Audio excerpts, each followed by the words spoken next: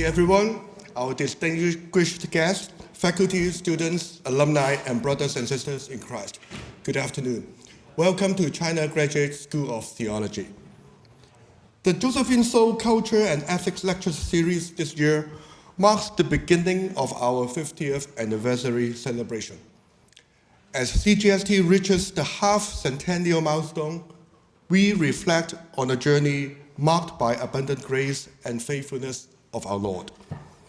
This milestone is not just a celebration of our past, but a testament to the steadfast mission of CGST over 5 decades in serving the Church through theological education.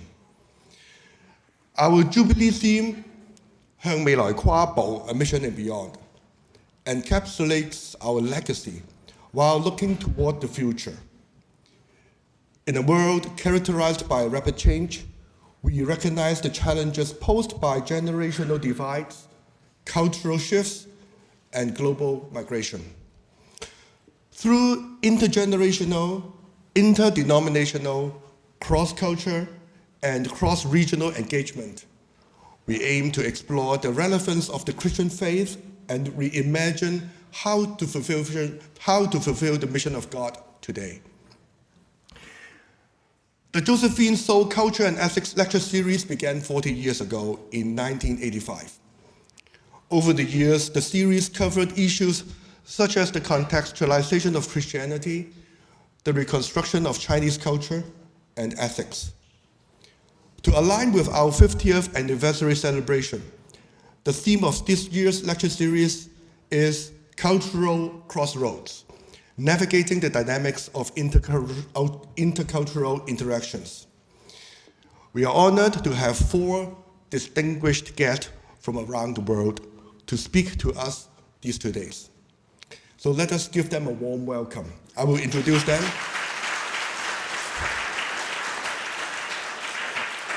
In the order of appearance today and tomorrow. Our first speaker is from Los Angeles, USA. Actually, a city captures our attention these couple of weeks, right? Dr. Daniel D. Lee, Associate Professor of Theology and Asian American Studies, Fuller Theological Seminary. Our second speaker is from, well, actually many places, including Hong Kong, Singapore, Asia, and perhaps the whole world. Dr. Patrick Fung, Global Ambassador of OMF International. Our third speaker, well, now lives in Australia, but he is also from the UK. Dr. Daryl Jackson, Principal of Whitney College, University of Divinity in Melbourne. Finally, our fourth speaker is from the other side of Asia, Israel.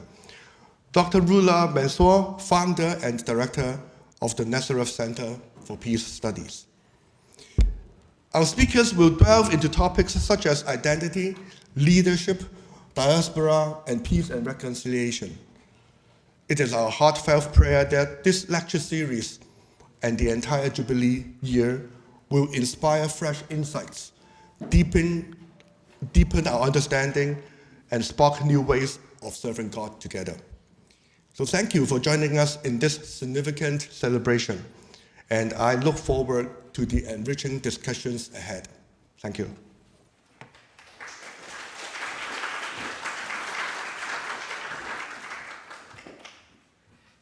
Good afternoon, everyone. I'm Cherry Chan, Assistant Professor in Theological Studies at CGST, the host of today. Welcome again to the first section of the Josephine Soul Lecture Series.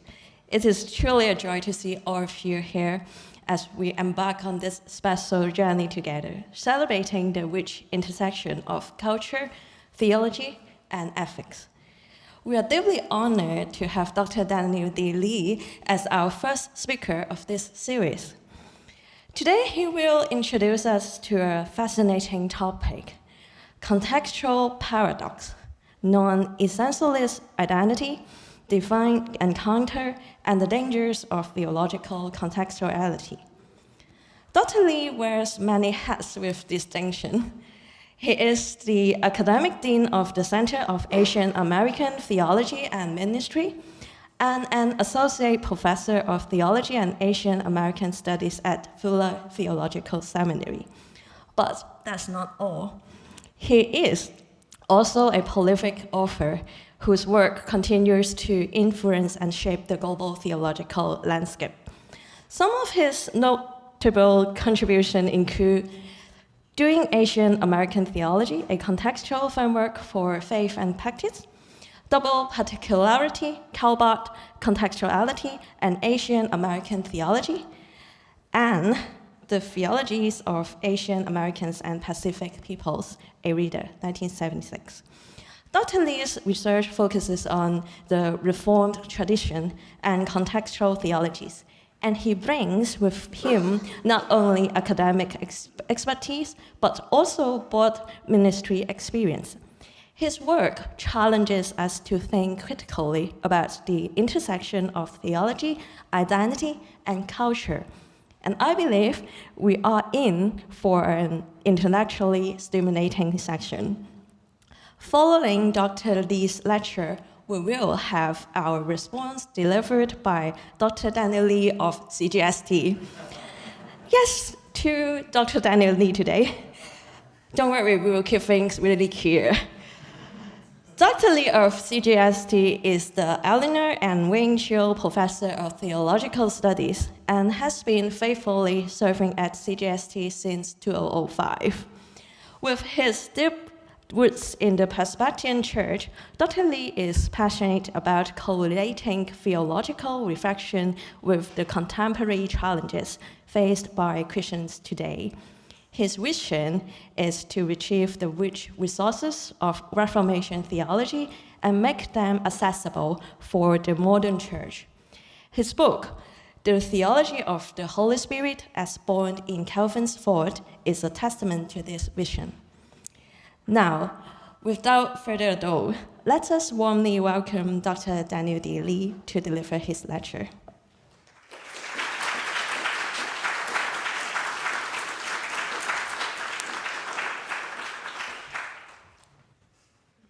You know, back at Fuller, there's so many Daniel Lees that I had to put Daniel D. Lee. But it turns out that no matter where I go, multiple Daniel Lees follow me, so. All right. Let me begin with here we go. All right. Let me begin with the word of appreciation for President Wang for this invitation. What a joy to be part of this Josephine So lectureship on culture and ethics on this special occasion of the celebrating China Graduate School Theology's 50 years of faithful service. As I pondered upon the four themes of 50 years anniversary celebration, cross-generational, cross-denominational, cross-cultural, and cross-regional, I thought about organizing my talk around the various paradoxes of theological contextuality. Now, before I continue to do that, I want to share a bit about my work and just my context. So I'm the founding academic dean for Fuller Seminary's Center for Asian American Theology and Ministry, otherwise known as the Asian American Center. Our mission is to equip, resource, and research the Asian American Church. And that basically means we train and support Asian American Christian leaders. And this sounds really odd for non-Asian Americans, because the word Asian is nonsense. Everybody's Asian, right? But in the US, it actually means something particular, right? So we have within our center East Asian Americans, Southeast Asian Americans, Southeast Asian Americans, multiracial Asian Americans, people who are, quarter Chinese American. So, because it matters for them somehow, right? We have a lot of adoptees, and somehow all these different people are under this umbrella called Asian America, and this identity means something, right? And the question is, and of course, even though if you might have cousins or in Canada or Australia, you think about generational conflict between first and second generation, but in the US, there's actually 170 years of Asian American history. This is a long history, right? So I regularly interact with fifth generation Japanese American and fourth generation Chinese Americans. So we talk about that in addressing the spiritual and psychological concerns because Fuller has a school of psychology as well. And we train Asian American leaders, whatever their context may be, because some of them, they don't actually serve in Asian American ministry context. They serve in multi-ethnic context. They might do all kinds of different things. Or we might train people who work with Asian Americans to understand who these people are, right? It's very broad. So the question is, what do these people share together? When you have an Indian American, what do they really share with the Korean American? Like, what does that mean? So that's basically been the struggle. Because apparently in the US, all the white people lump us together. And that actually became something, right? So one of my theological goals have been to help Asian American individuals as well as communities know who they are, and also to bring their whole selves into God's presence for healing, for transformation, and for calling. And that's basically what I do. And that mission, this concern is what is filling my mind, and that's the perspective in which I'm giving this lecture, okay? So without that context, it would be very difficult to say, why am I thinking about these certain things, right? Let me make two clarifications before I continue on, right? This is like my prolegomena. One is about paradox, and the other one is about contextuality. First clarification. I draw my understanding of paradox from Martin Luther's theology of the cross, or Theologia Crucis. In his Heidelberg Disputation from 1518, he talks about how the gospel message is paradoxical. Why? Because a Savior who dies saves us, which, as you know, is nonsense, right? Or for you to be great in the kingdom, you have to become humble. So much of the gospel is paradoxical. It's not really logical, it's a paradoxical logic. It turns out that so much of the gospel and how we think about who our God is, it's talking about a God who justifies the ungodly, which is the doctrine of justification, or God who paradoxically creates the world out of nothing, or who raises the dead. I mean, by definition, dead people are dead. You don't raise them. So it's not about a logical conclusion about who God is. It's about a paradoxical revelation of what this God is like. Not just any God, but this particular God. This is how this God works. And we have to think along in that sense, right? I always tell my students, we're not theists. Theism doesn't really help us that much. It's not the fact that God exists, it's that this particular God exists. Right? It's a huge difference. You can't just jump from here, theism, just to the Christian God. Right? And so that's basically what I'm thinking about in terms of paradox. That things, when you think theologically, you would think paradoxically. And you will know how the gospel works. Sometimes I get this question, well, you're an Asian American theologian. Isn't Martin Luther a medieval German theologian? So should you really be using, a German theologian? And I think, I say, this is what I find interesting. When you study Luther, what he's trying to do is critique his context, right? He knows that so much of the theology of his time was taken up by Western philosophical tradition, Aristotelian ethics, and he said the gospel isn't that. Right? So in some sense, I find that interesting from my perspective as an Asian American, as I try to critique kind of my white American education, and the gospel is not that, but it's not really my Asian heritage either. Gospel is not that either, right? There's going to be a conversion no matter where you're coming from. That conversion experience of what Luther talks about, I find it helpful for my purposes, right? So that's the paradoxical reasoning. The second point is this idea of theological contextuality as opposed to contextual theology. I generally don't like the term contextual theology. This is the reason why.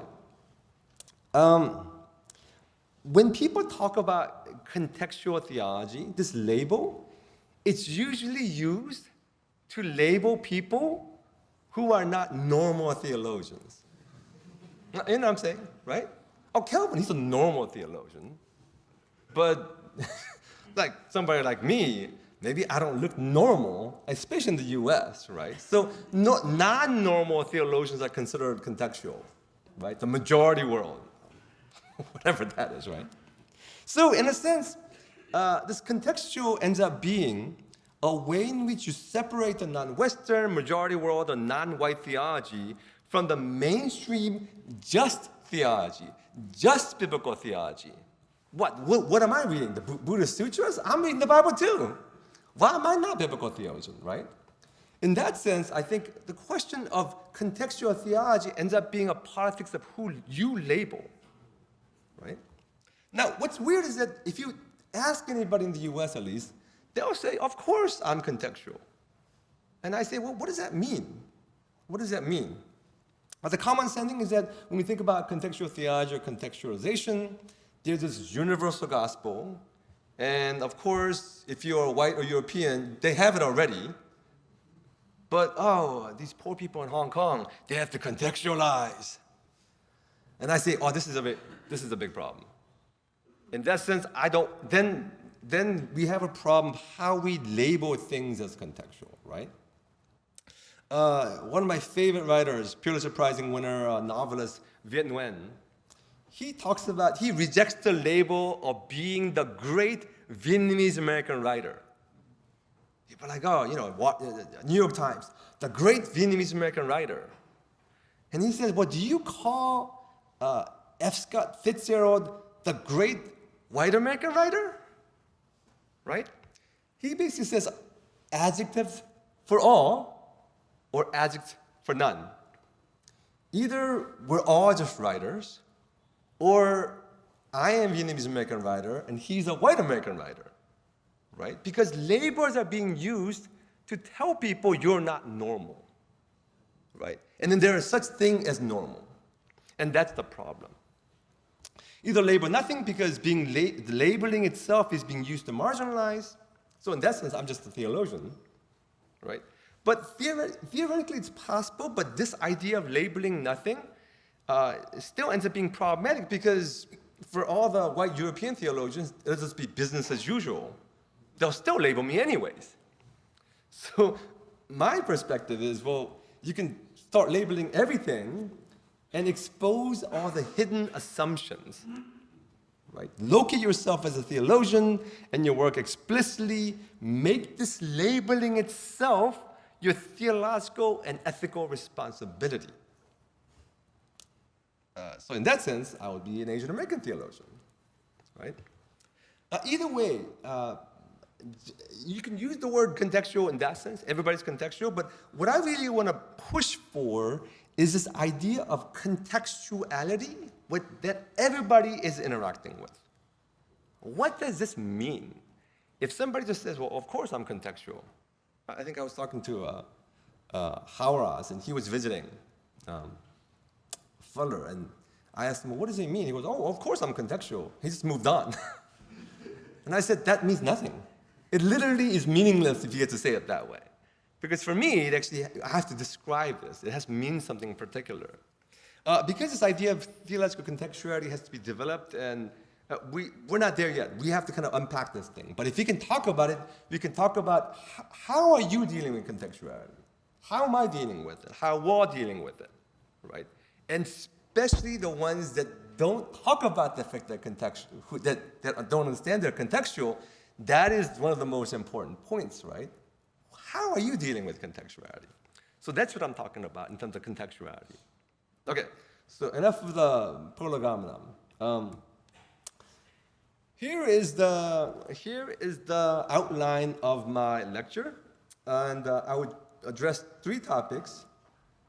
And with 3 topics, I'll talk about kind of like the conflicting crisis and what I think is a paradoxical intervention to fix the problem. Like, what is the gospel intervention, right? And it's actually a lot more complicated than you realize.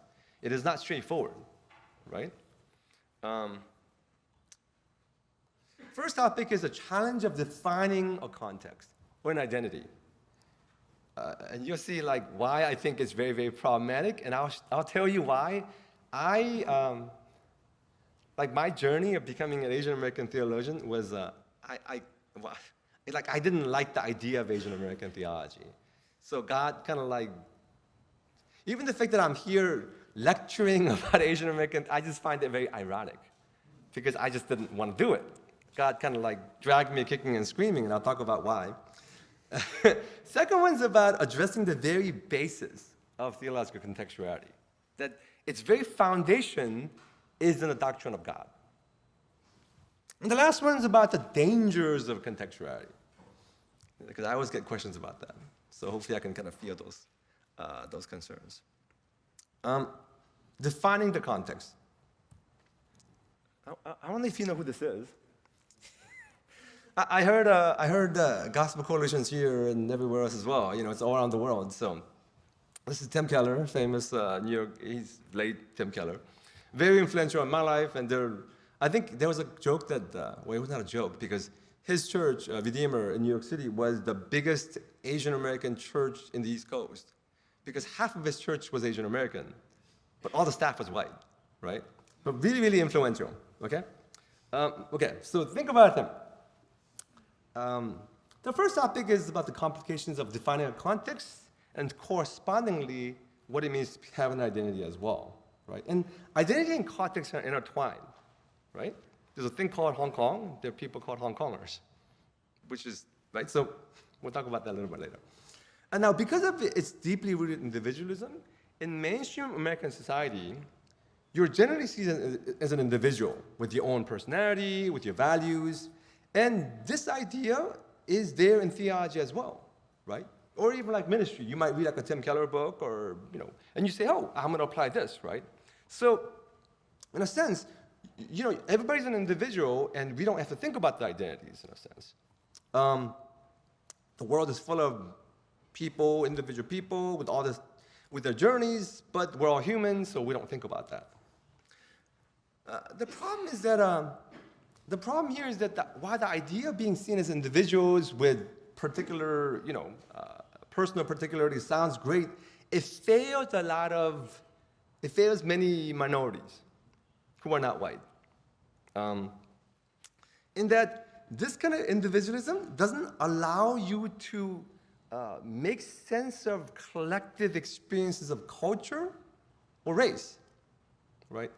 You know, because of anti-Asian racism and you know, during COVID, there's people all over the world actually, especially like people who are living in predominantly white countries, who had to kind of wake up and realize, oh, I just can't just kind of blend in.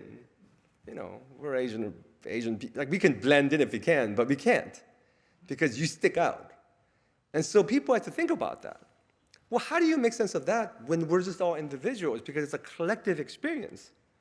So they would go to like a white church or read Tim Keller, and you can't talk about this. You don't have language for this, right? So you realize that whether it be a racial experience, a cultural experience, you know, I'm Korean American. I grew up in Korea, and then I immigrated over. My family immigrated over when I was 10, and I've lived there for, you know, decades. And so I consider myself Asian American, as well as Korean American, right? But that can't be really acknowledged because we're just all individuals. So after a while, you feel like this doesn't really help me. There's something missing, right? It's helpful. I mean, of course, like I still think Tim Keller has been really influential in my life, personally even. But there's something missing. What is that something? So people will say, unsatisfied, some Asian Americans say, I need better representation. I need a way of being seen.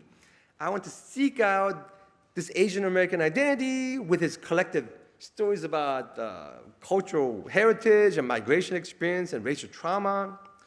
So they run to Asian American theology, right? And what can go wrong? What can go wrong by running to Asian American theology? And this has been my experience in a sense, right? And Asian American theology says, oh, you know who you are.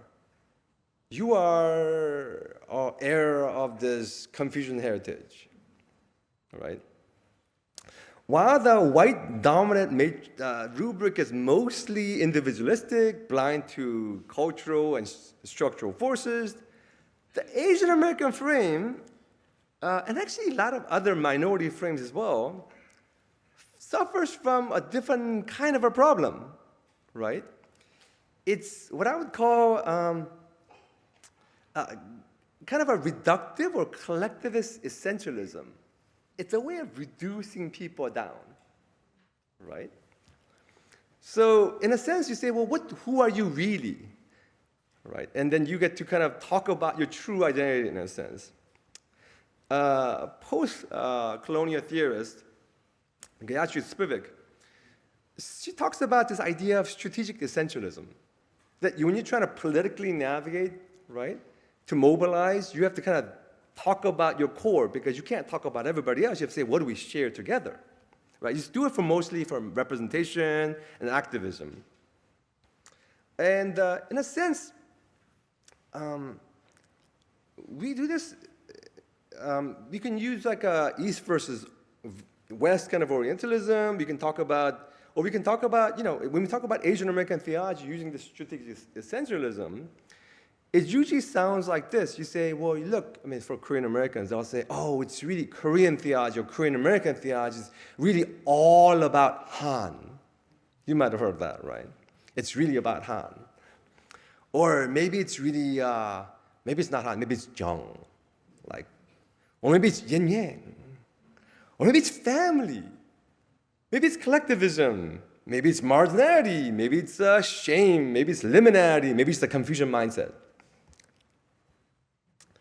But if you don't fit neatly into those things, and you feel like that doesn't really describe you that well, then you feel like this is not your space either. And even in the Asian American community, there are different kinds of Asian Americans. It's not like all of us are like, oh, we like Confucius. The people who are like, yeah, I don't like it, but my parents is like this. Other people are like, oh no, my parents are very progressive. They never even talked this about.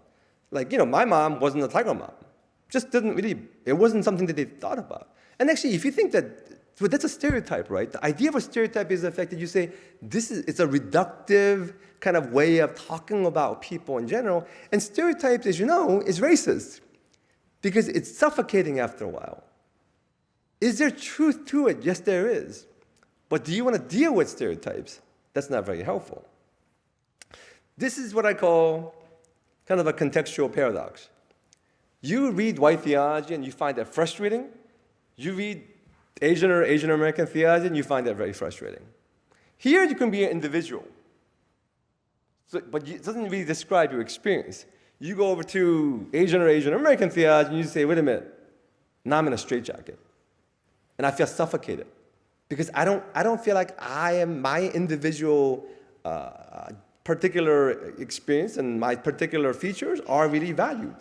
So what do I choose? Should I choose where I can be myself? Or should I choose a straitjacket where everybody just gets to be in a stereotype? This is why I found Asian American theology frustrating. I just didn't like it. I'm not a typical Korean American, or typical Korean American, whatever that may be, right? What is that, right? Whatever the stereotype of a, I don't know, racist thing. I don't eat kimchi every day, whatever, right? It's like nonsense. It's literally nonsense, right? But that's basically what it sounded like. So I said, well, how is this helpful? I might as well just read Calvin at this point, right? You find yourself in this crisis. And I think the paradoxical intervention is the fact that you want to define a context in a way, but you don't want to do it in such a way that it's reductive, right? There's room. There's room to be, yeah, these are what matters, but I'm not telling you who you are.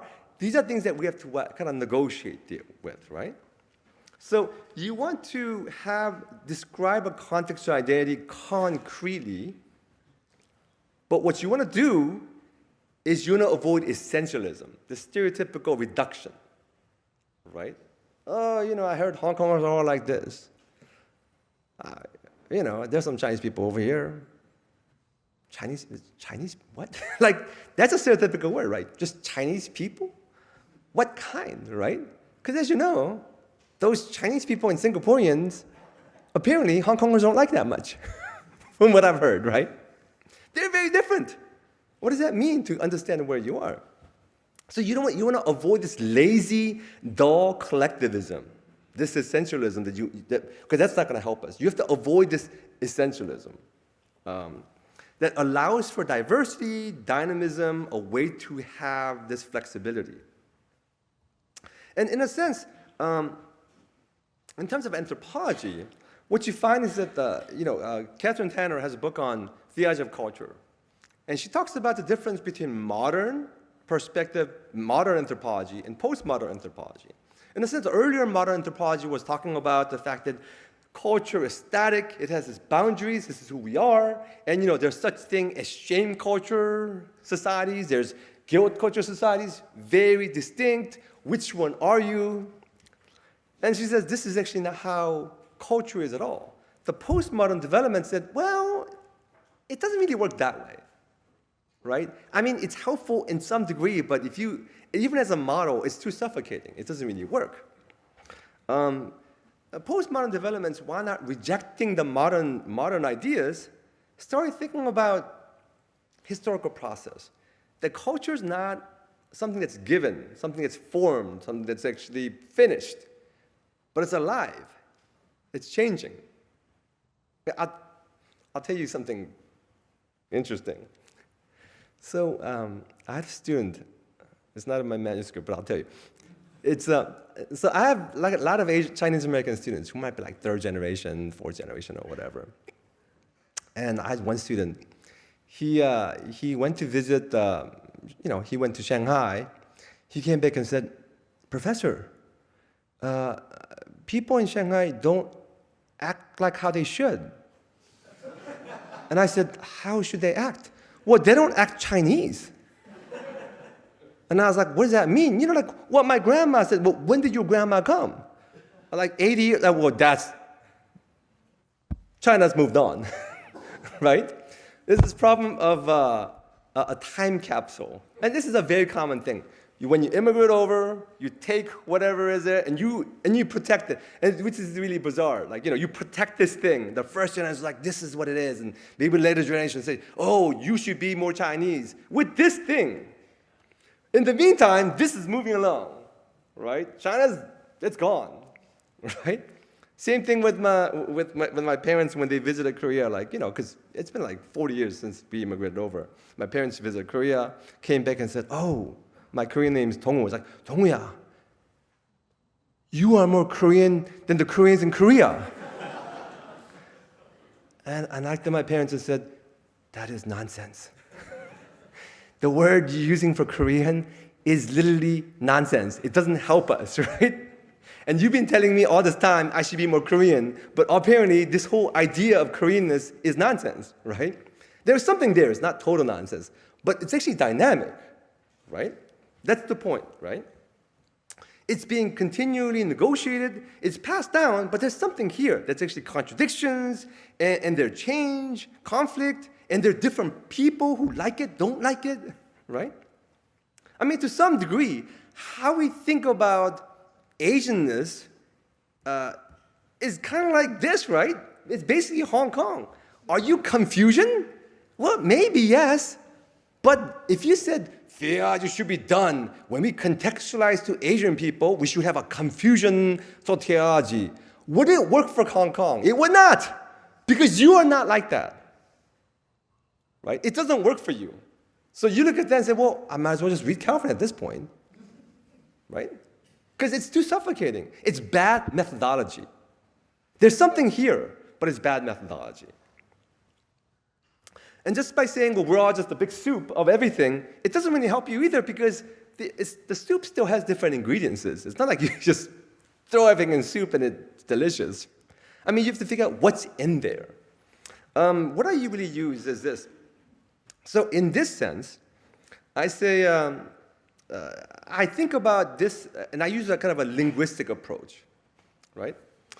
According to cognitive linguistics, our experience is processed through language, okay? And language, as you know, describes our experience, it interprets our experience, but it also constructs our experience. And it's generative to think about the world in different ways. So keep that in mind. I'm actually approaching this, my idea of contextual kind of description, as a linguistic approach. Not language per se, right? But this idea of a vocabulary. What words do you use? How do you talk about this? And how do you talk about it in an expansive way, right? Just not like a reductive way. Let me tell you what I mean by expansive, okay? I grew up telling my friends, and all of our friends talk this way. We would say, that pastor, so Korean. Oh, that pastor, so Americanized, good. And my friend, who's actually, he's like third generation Chinese American, he's older, he goes, oh yeah, I grew up with the same word. We call that Chinesey. Oh, my grandma, she smelled like tiger balm and mushrooms and bitter melon. Chinesey, right? And I was like, that's ridiculous. China is like this middle kingdom of 5,000 years. How do you use the word that reductively? It's ridiculous. Are you 5 years old? That's how a lot of Asian Americans use the word Chinese. They don't know anything. It's like kindergarten level articulation, right? That's what I mean by language. You need something a lot more extensive, right? Nobody says that's Chinese. I mean, people in China, they don't talk that way. It's ridiculous. But that's what's going to happen if you don't really have articulation. Now, that's a particularly Asian American problem because we get a purely white education. That doesn't really help us. I mean, it's better in Hong Kong because you can learn about these things, right? You can learn about, okay, this is basically what the history is. You learn about like the complications of what Confucianism really looks like. It's not a fortune cookie, right? Because that's what it is sometimes in the US. Like you don't really understand. It's like, oh, I read an article. I realized it's bad. I'm like, you read one article of a tradition over 2,000 years old, and you think the whole thing's bad. That's how people talk, right? That's how people talk. Okay. So the idea is the fact that we are like fish in water. That's my illustration. Imagine the fact that we're fish living in murky water. And I really don't know what the Chinese proverb, but I've read that the Chinese proverb says if you want to know what water is, you don't ask a fish. Because it's very difficult when you're swimming in something to know what that is. And you have to tell me because I'm going to write it down, right? If your whole existence is in this aquatic world, born, eating, swimming, mating, dying, and you're breathing in, it becomes part of who you are, it's very difficult to know what that is, but it is definitely there. There is something there, right? Now, a lot of you might be like, oh, I've been Christian for generations. But do you not think that Buddhism is still in you? I'm not trying to say you should be Buddhist. I'm just saying it's in you. Like some of the food you eat, it's just vegetarian. It's those glutens, which I love. I mean, it's literally you're eating Buddhism, right? There's something about that. So it's in you, even though you're not trying to own it, right? Because this water is all-encompassing, it's invisible, it's difficult to see. And some of the things are neutral, some of the things are bad, some of the things are good, but we really don't know what this is, right? Without the ability to name what's in the murkiness, we're all oblivious victims, influenced, controlled, and even manipulated by what's in the water. We have to be able to name what that is. And I always tell people, isn't it interesting the fact that Jesus names demons before he casts them out?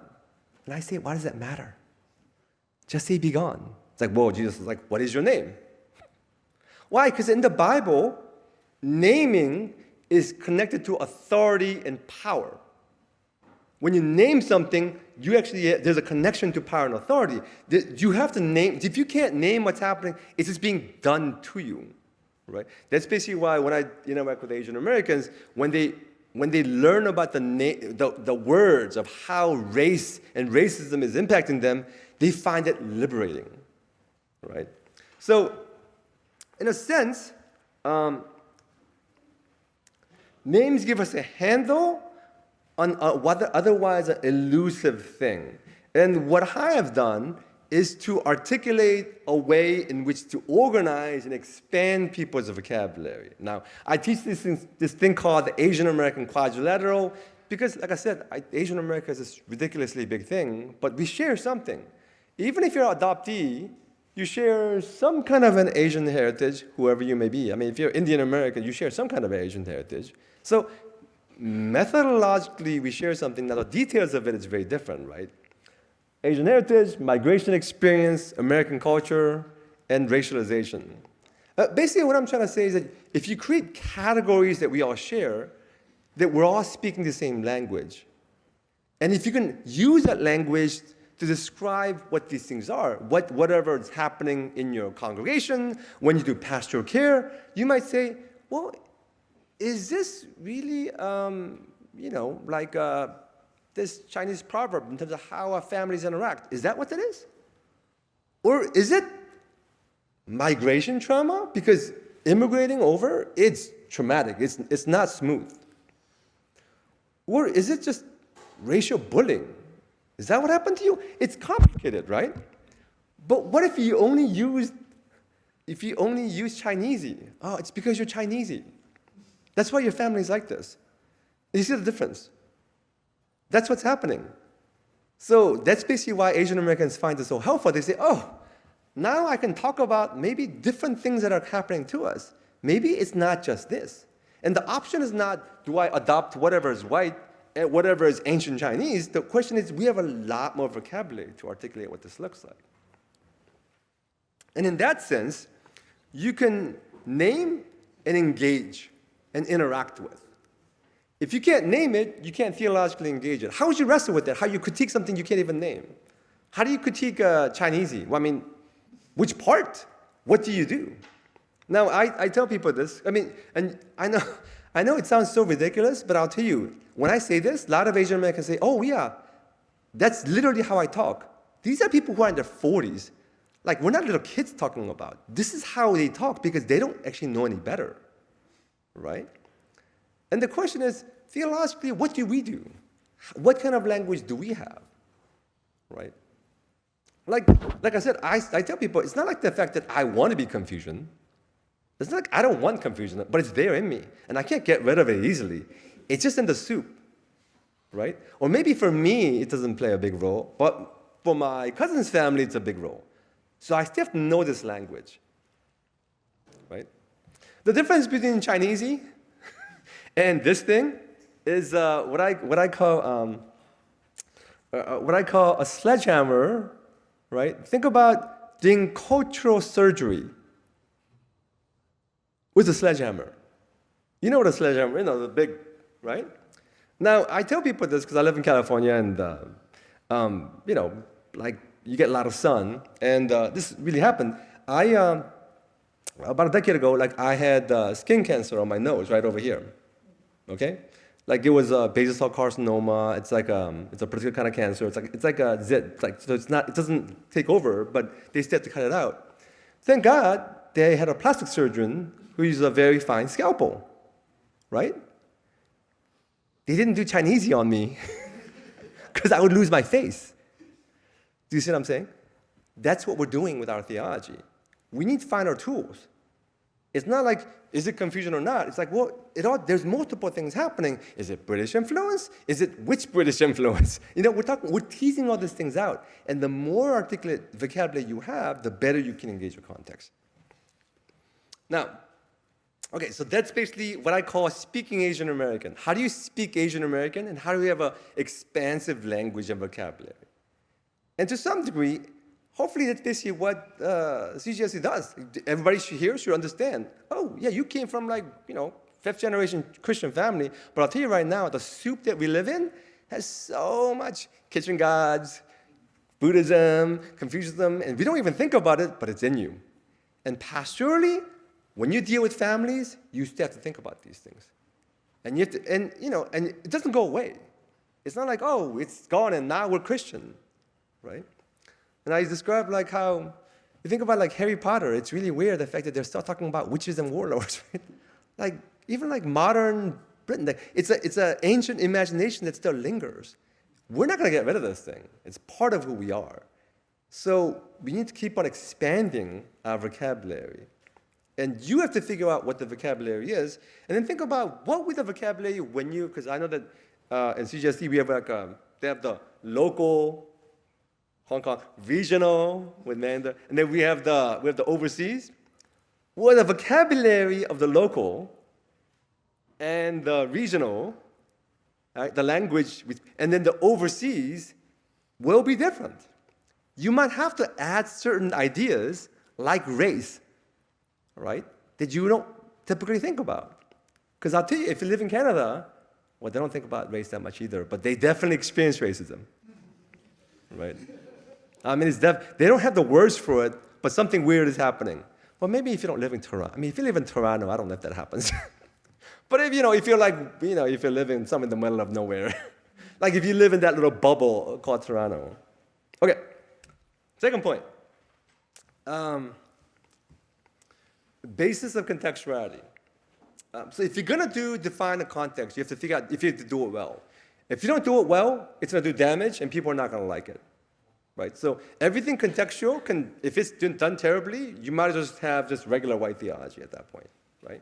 But the question is, why are we even talking about contextuality, right? So missiologist Stephen Bevan talks about the fact that there are external factors of contextuality, like what I just talked about. They're like these features and who we are, culture, race, generation, all that stuff, political, social, experiential aspects of being human beings, right? And then he talks about the internal factors of contextuality, which I think is a true basis of contextuality. Internal is like what he considers the theological, like based on what we believe is the gospel, right? What I'm saying is this, like, the idea of contextuality can be understood as a way of like human interactions.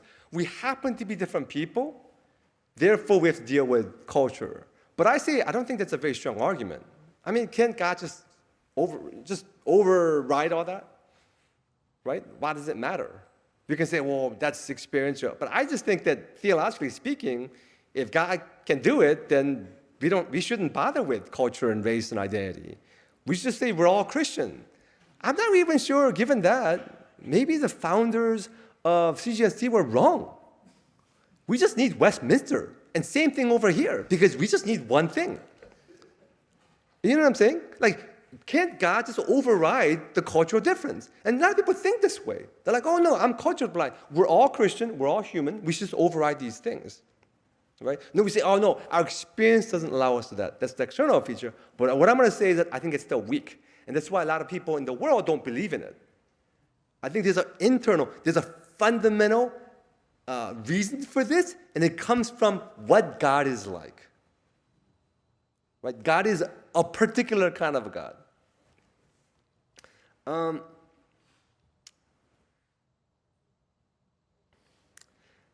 The conflicting crisis in this sense is that there's supposed to be this one true universal God, but then what do you do with this idea of a God that engages particular people? Like, because there's one God, but then there's different experiences of God. How does that work? What does that mean? It seems to be like a conflict, right? How does it get solved? When we think about this, one very common way of thinking about contextuality, and this is something that people talk about. We say, oh, the gospel is incarnational, right? You might have heard this before. That a lot of missiologists said that in every culture, the gospel becomes incarnate, right? Like how Jesus is born into, and I try to find some, some contextual picture of Mary. In the incarnation, the Word becomes flesh in all these different individual cultures and contexts. Basically, I find this argument kind of troubling. The reason why is because there's only one incarnation in the Bible.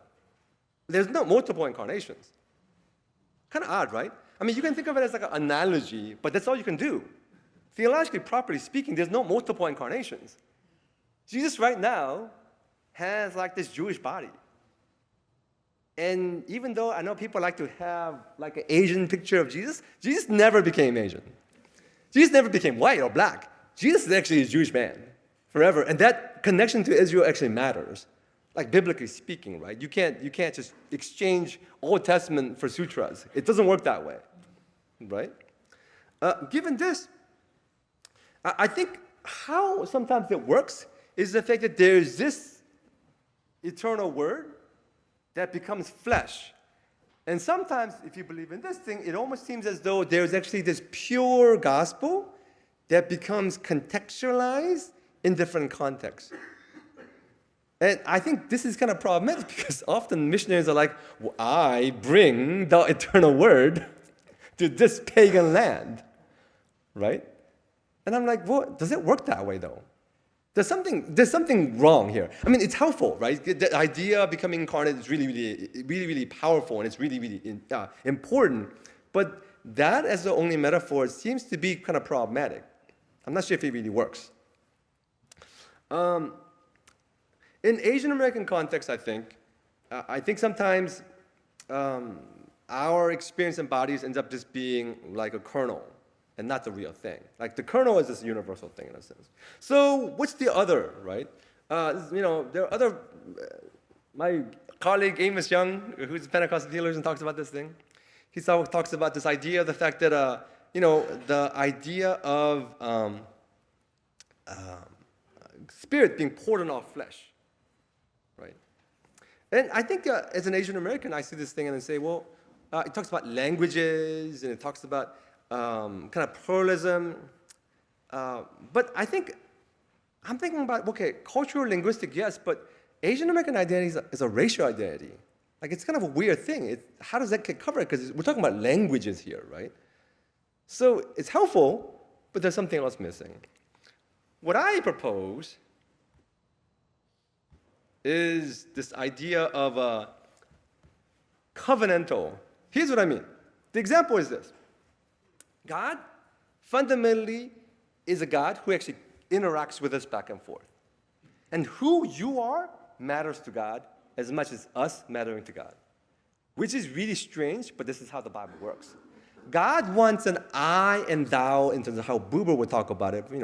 German Jewish philosopher Martin Buber would say, God wants an I and thou relationship, as opposed to what? Well, I and I. Like God just says, well, I'm the only one that's important. Biblically, even though sometimes it sounds very spiritual, that's not really true. God says, oh, who you are actually matters. And you, biblically, can argue with God. You can wrestle with God. It's all part of biblical tradition because where you are and what you experience matters to God, right? It's not like an I and it. We're not just an object. We just don't follow what God says because there will be angels. Angels don't protest at all. Angels never fight with God. But people of God, because they're called Israel, what does Israel mean, right? People wrestle with God. And I always say, well, why would you name your people like wrestlers with God? Why don't you say people who submit, be nice, good kids, right? No, people who wrestle and engage with God. That actually matters. Who you are matters. So when you see the Bible, you realize when we have Moses, God has a very particular call for Moses in the Egyptian empire. God has a particular call for Daniel in the Egyptian empire, Babylonian empire, or Esther and Persian empire, or Mary and Paul in the Roman empire. And these calls are not interchangeable, right? They're not interchangeable. They're just for them. Or in this sense, we have four gospel writers, Matthew, Mark, Luke, and John. They're all men. They're all Jews, but they're very different. Who they are matters, right? In this sense, this is for me the strongest argument for contextuality. That it's not just the fact that God's just telling you something. God says, oh, I see you. And who you are matters to me, so I would tell you something different than what I would tell President Bernard, right? He was like, oh no, that's your call. This call is not your call. right? And because your family and your background is different, I'm going to minister this way, which is actually just a good parent. I have 3 daughters. I do not tell them the same thing because you literally can't. They're different ages, and you have to love them differently. The only way you can love them fairly is to treat them differently. You know what I'm saying, right? Like, the only way to be completely fair is to see who they are and to say, well, it's going to be slightly different because if I talk the same way as I talk to my first kid to a second kid, she would just get crushed. I cannot do that. It does not work that way. That's what God's doing. That's contextuality. God is saying you matter, your background matters, your political background matters, your family background matters, all that, and I'm interacting with you back and forth. That's the basis of contextuality, what God is like. Right? In wrapping this up, getting to the dangers of contextuality. This is a golden calf, okay? People always ask me, every question, like whenever I lecture on this, people always say, well, but professor, isn't dealing with context dangerous? And I tell them, yes, it is, extremely. It's extremely dangerous. Can it be corrupted? Oh, absolutely. If you're going to start dealing with Confucianism or Buddhism, I mean, that's all dangerous, dangerous, dangerous. Syncretism, it can be like, if you're going to deal with political stuff, political take an ideological takeover, co-option, Babylonian captivity of every sort. It's extremely dangerous, right? Yeah, it's dangerous. But what is our option? What is our option? There's this idea. This is Geneva, okay? Now I'll describe it a little bit. This is a concept called exnomination by this French post-structuralist philosopher, Roland Barthes. He talks about this idea of exnomination. Like what I said before at the very earlier on, beginning of the lecture, that sometimes people are contextual, but you don't know they are, right? So what I'm saying is this contextual thing has already happened, right? Like in the US, there are people who are like, well, I don't believe in contextual anything. I just need my Bible and my gun. I'm like, nobody in the world thinks like you. The Bible and the gun idea is your idea. It's a contextual idea. That is a bizarre idea and a heretical idea. But they're like, well, this is what the Bible, where the verse, right? They don't think about the context, but the context has already happened. You don't have a choice. Is the contextual dangerous? Of course. If you don't want to do it, it's still dangerous, right? So what are you going to do? Copy Reformed theology and worship? They have this monument called the International Monument of the Reformation in Geneva, Switzerland. This is William Farel, John Calvin, Beza, and John Knox. 5 meters long. 5 meters long, right? I mean, you're worshiping these people. You think idols and contextualizing hasn't happened? It's already happened, people. If you don't think about it explicitly, it's already happened. You have to see the fact that you were already swimming in water. That's my point. Is it dangerous? Absolutely. Is it dangerous if you don't do it? We're already in danger. Your gospel has already been corrupted by Buddhism and Confucianism and capitalism. Because it's Hong Kong. It's already happened. If you don't think about it, you don't have a choice. You already have a corrupted gospel. I mean, I'm American. We have our problems. Like I left U.S. on Sunday night, and then because of the flight, there was no Monday. Monday disappeared. Monday was inauguration. And then I landed on Tuesday. So what's weird is that I'm going to land in a different country than I left, if you know what I mean. And I'll just leave it at that. I'll end this with this final thought. One of the reasons why I like the Reformed tradition is because it's so self-critical, right? It's self-critical. The whole idea is you have to keep on critiquing yourself, right? This is a kind of a Reformed kind of a model, right? Ecclesia reformata, like church that's reformed, is semper reformanda, right? Continue reforming, secunda verdide, by the word of God. We're just going to wrestle with God. There is no place that's safe. We only are safe wrestling with God. That's the choice we have. But we have to do it well and not be Chinesey, because that's not going to help anybody. And we have to know the fact that it's rooted in the very heart of what God is like. And then we must continually wrestle with God. And that's our call for us. Thank you.